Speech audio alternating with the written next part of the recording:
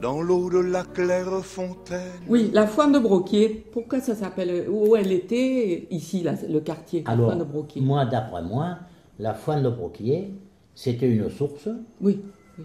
que vous avez peut-être connue. Elle était même en face sur le portail de la maison qui appartient à Saltetto. Après nous, là, juste après ma sœur. Elle était en face?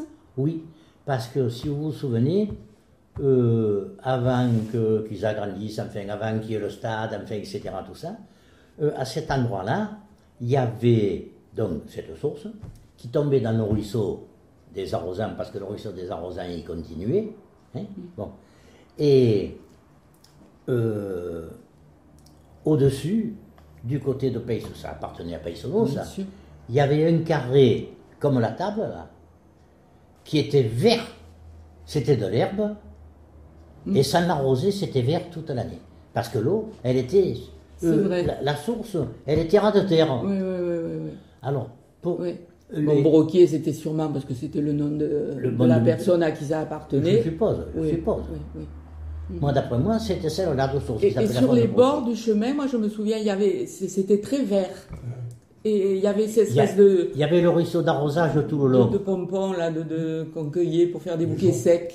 Non, pas des gens. Il y avait le ruisseau d'arrosage comme des manches. Oui. Parce que ce qui est le chemin de la Guinguette, là, bon, c'était un chemin de 2 mètres. Il n'y avait que là, entre les murs de Roure, donc maintenant il y a les immeubles de Brémol, là. Enfin maintenant il y a le parking, mais enfin. Et le mur de Bouzeau, eh bien il y avait 3,13 mètres. Pour la bonne raison, c'est que l'ancien ruisseau d'arrosage, au lieu de venir le long de la maternelle, il descendait de là-haut. D'accord. Ou d'ailleurs, le moulin de Bianco avait la prise, même en haut, à l'endroit où il y a le virage. Ouais. Et ça descendait tout long. Alors, 1 mètre de ruisseau plus le sentier, ben, ça faisait... Et chez nous, il faisait 2 mètres. C'était un chemin de 2 mètres, ça.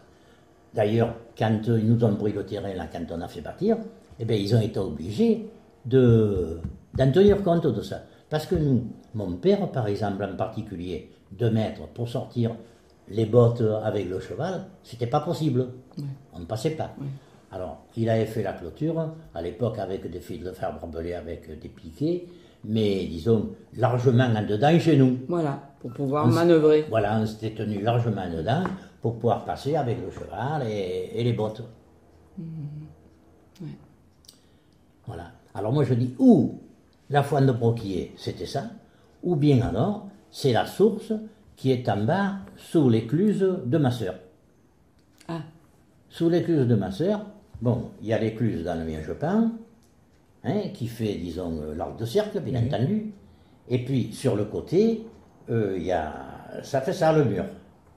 Et là, dans le mur, il y a une source. D'ailleurs, quand ils ont fait le mur, vraisemblablement qu'ils ont fait l'écluse, ça y était, parce qu'il y a un tuyau comme ça qui sort. Et c'est une source qui ne sèche pas. Quand vous allez là... Mais elle va dans le Miège-Pain. Voilà. C'est la seule. Parce que en dessus l'écluse, le Miège-Pain, il est sec, et en dessous, il y a toujours de l'eau. Voilà. Et quand vous passez à la passerelle là, pour aller à l'ED, eh bien, il y a toujours de l'eau. Plus ou moins, mais il y a toujours de l'eau.